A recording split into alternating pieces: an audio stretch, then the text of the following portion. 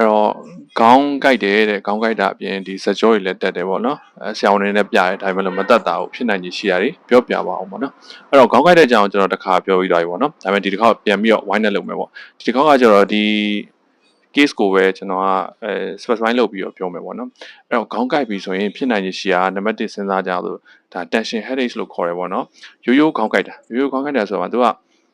ဘာနဲ့ဖြစ်လဲဆိုတော့ stress များရင်ဖြစ်တယ်စိတ်ဖိစီးမှုများတယ်ညဘက်အိမ်မပြောအဲ့လိုမျိုးပေါ့လူကဖိစီးမှုတွေများနေပြီဆိုရင်ခေါင်းကိုက်တယ်သူ့ရဲ့ကိုက်တဲ့ pattern ကကျတော့ဒီခေါင်းကိုလေကျိုးနဲ့ဆွဲပြီးတော့စီးထားတယ်လို့မျိုးပေါ့နော်တစ်ခေါင်းလုံးကိုက်တယ်တစ်ပြင်လုံးကိုက်တယ်စုလာပြီးစီလာပြီးကိုက်တယ်ပေါ့နော်အဲ့ဒါများလားပေါ့နော်အဲ့ဒါမို့ဆိုဒုတိယတစ်ခုကကျတော့ migraine ပေါ့ migraine ကကျတော့သူကသိတာပါတယ်တစ်ချက်မဲ့ကိုက်တယ်ခေါင်းညာဆိုလဲညာဘယ်ဆိုလဲဘယ်ကိုက်တယ်သူနဲ့မတည့်တဲ့အကြောင်းအရာတွေကကျတော့ coffee တို့ chocolate တို့မတည့်ဘူးသူလဲ stress နဲ့ပတ်သက်ရင်မတည့်ဘူးဒီကောင်တောင်းကိုက်ခဲပြောက်စီးနေဆိုရင်မပြောက်ဘူးကိုက်ခဲပြောက်စီးနည်းနည်းပြင်းတာနဲ့ပေးရတယ်ဒီခါလေးထိုးစေးပါထိုးရတယ်ပေါ့နော်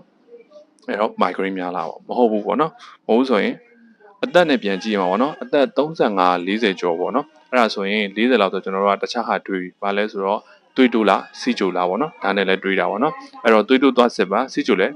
သွားစစ်ပါပေါ့နော်မရှိဘူးဆိုရင်တော့ဒါမရှိဘူးပေါ့နော်နောက်တစ်ခုကကျတော့ထူးထူးခြားခြားပေါ့နော်လုပ်တဲ့အလုပ်ကဟိုမှာအငိမ်လေးထိုင်ပြီးတော့ stress များများလုပ်နေရတဲ့ဟာတွေဟိုမှာစီးပေါက်စားကားမောင်းတဲ့လူတွေတို့သိမို့လဲကုံကားပေါ့နော်အဝေးမောင်းတဲ့ကားဆရာတွေအဲ့လိုလေးမှာခေါင်းကိုက်ပြီးဖြစ်ကြတယ်ပြီးအေးလည်းမဝကြဘူးအဲ့တော့ polycythemia ပေါ့နော်ဒီသွေးပြစ်တာကြောင့်ဖြစ်မယ်ပေါ့နော်အဲ့တော့သွေးပြစ်တာများလားဆိုပြီးတော့သွေးပြစ်တာလားဆိုပြီးတော့ကျွန်တော်လိုက်ရှာမယ်ပေါ့နော်ဒါကတော့သွေးစစ်ရမှာပေါ့နော်သူ့ရဲ့ချက်တွေကတခြားချက်တွေကကျတော့ညဘက်အိမ်မပြောနောက်တစ်ခုကကျတော့မနေ့ကနိုးလာရင်ညောင်းနေမယ်ဘေးလူပေါ့နော်ကိုအိမ်သားတရားကိုမေးကြည့်ရင်ကိုဟောက်တာတအားဆိုးတယ်ဥမာအသက်ကိုရှူသွင်းလိုက်ပြီးခေါ်အတန်အကြီးထွက်လာတယ်ပေါ့တော်တော်ကြောက်စရာကောင်းတဲ့ဟောက်တံမျိုးကြီးပေါက်နေတတ်တယ်အဲ့ဒါဆိုရင် polycythemia ဖြစ်ဖို့များတယ်ပေါ့နော်နောက်ဆုံးတစ်ခုကတော့မဖြစ်နိုင်ဆုံးပေါ့နော်ဖြားနေလားပေါ့နှစ်ပတ်ထက်ကြာပြီဖြားလဲဖြားနေပြီဒါဆိုရင်တော့ဒီပိုးဝင်လို့မနန်ဂျိုက်တစ်လို့ခေါ်တာပေါ့နော်အုံနောက်အမေးပြားရောင်တာဖြစ်နိုင်တယ်ပေါ့နော်ဒါပေမဲ့အဲ့ဒါတော့မဖြစ်နိုင်ဆိုတာဒီလိုလဲမေးနိုင်တည်းဆိုတော့တည်တည်ချာချာလဲ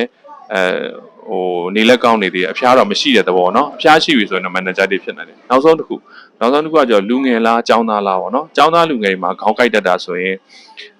မျက်မှန်ပါဝါကြောင့်ဖြစ်နိုင်တယ်မျက်မှန်အဝေးအနီးကောင်းကောင်းမမြင်ရတဲ့အခါဒါမှမဟုတ်လည်းတစ်ခါလေးဆလင်ဒါပေါ့နော်ဆလင်ဒါတွေစောင်းနေတဲ့အခါမှာခေါင်းကိုက်တတ်တယ်အဲ့လိုလူတွေကျတော့မျက်မှန်သွားပြီးတော့တက်လိုက်မှာပဲတက်တာနှုတ်မဆိုရင်မတက်တာဘူးနော်